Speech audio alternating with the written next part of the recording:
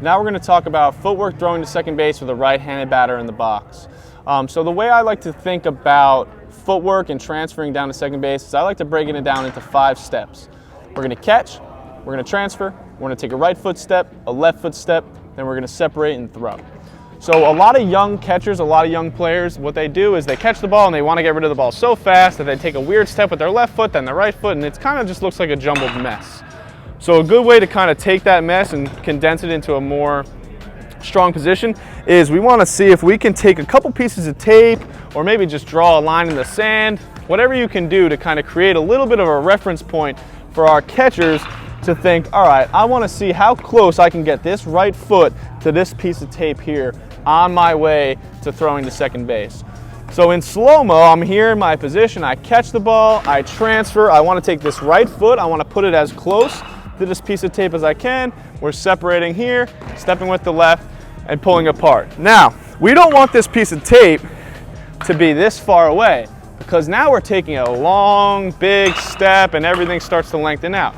We need to remember that the runner is running. For every half a second that I have taking this big step as opposed to a short step, he or she is taking 3 or 4 steps towards second base. We want to be as short, compact, and quick as we possibly can. So we want this piece of tape to be just in front of our feet, maybe 6 inches in front of our feet. It's not a huge, tremendous big step. It's just a short little jab.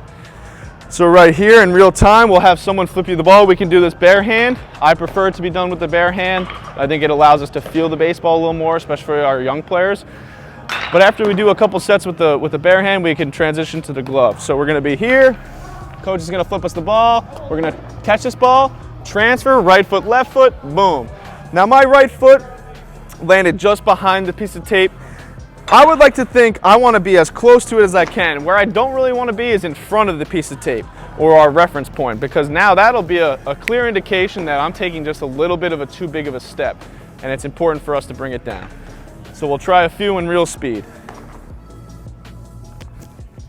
Boom. So my right foot there was a little bit behind. Now I know as a player that I can gain a little bit more ground, because the more ground that I gain, the more force on the ball I'll get down to second base. So let's see if I can fix that right here.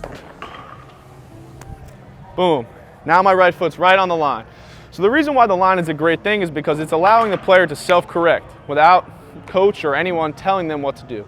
So it's a clear indication of, oh, all I need to do is look down, see where my foot is.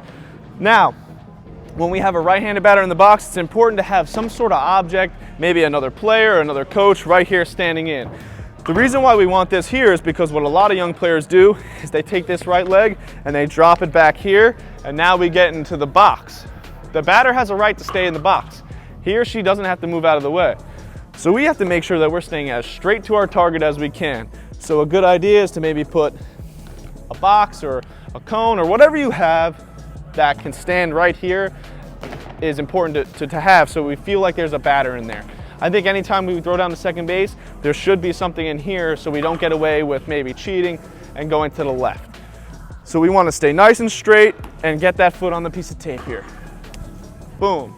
So I'm moving straight, my foot's on the tape, I'm on a nice strong position. That could be done 8 to 10 times with the bare hand. Once you feel comfortable enough, you transition to the glove, and then you start making some throws. So again, it's really important to remember those 5 steps: catch, transfer, right foot, left foot, and then separate and throw. It's important to remember them in that order. They're sequential, so you need to make sure you're hitting them all one at a time. We're staying straight to our target. We're not gaining too much ground to the left. We're using something here to make sure that our players are not getting crazy by jumping out to the left. It's all pretty simple stuff. As long as you're able to kind of have some sort of a reference point, I think the players will be able to, really benefit from seeing it themselves as opposed to constantly being coached. So that's a couple easy pointers on how to throw to second base.